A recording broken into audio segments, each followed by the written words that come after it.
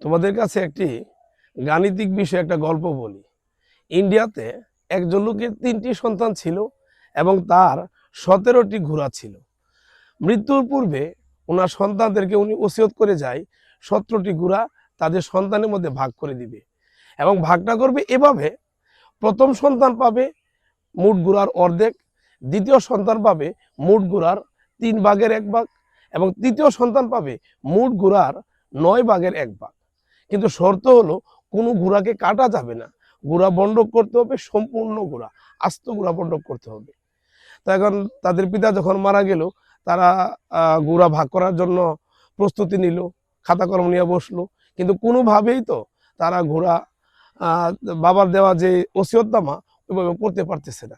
কারণ 17টা ঘোড়াকে তো অর্ধেক করা যায় না, অর্ধেক করলে 8.5টা হয়, কিন্তু 8.5টা করলে তো হবে না, কারণ ঘোড়া রাখতে হবে, জীবন্ত আস্ত ঘোড়া রাখতে হবে।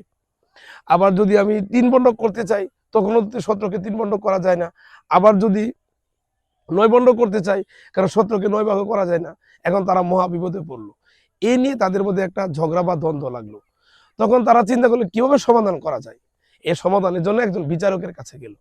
তো বিচারকের কাছে সম্পূর্ণ গল্পটা বিস্তারিত তাদেরকে বলল, ওনাকে বলল, এক্সপ্লেন করলো।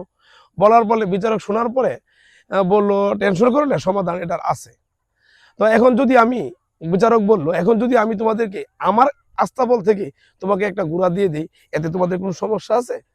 তখন তারা 3 ভাই সম্মতি দিল, এতে সমস্যা কি, যদি একটা ঘোড়া আমাদেরকে দিয়ে দেয়, আমাদের ভাগে হয়তো বেশি পড়বো। তো যে কথা সে কাজ, বিচারক তার নিজের কাছ থেকে একটা ঘোড়া 17টা ঘোড়ার সাথে একটা ঘোড়া দিয়ে দিল। তাহলে মোট ঘোড়া হলো কয়টি? 18টি। এখন 18টি ঘোড়াকে অর্ধেক করলে কয়টি হয়? 9টি। প্রথম ছেলেকে 9টি ঘোড়া দিয়ে দিল। এখন দ্বিতীয় ছেলেকে দিতে হবে কি? 3/1।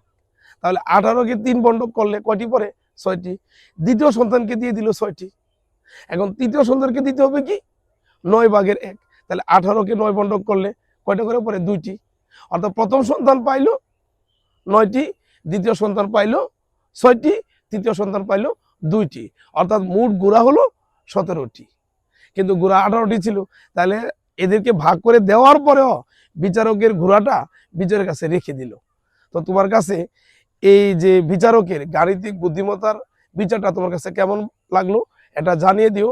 আর আমি যতটুকু জানি, এই ঘটনাটা কি বাস্তব ঘটনাই ইন্ডিয়াতে কোনো এক সময় ঘটেছিল আর কি। Thank you.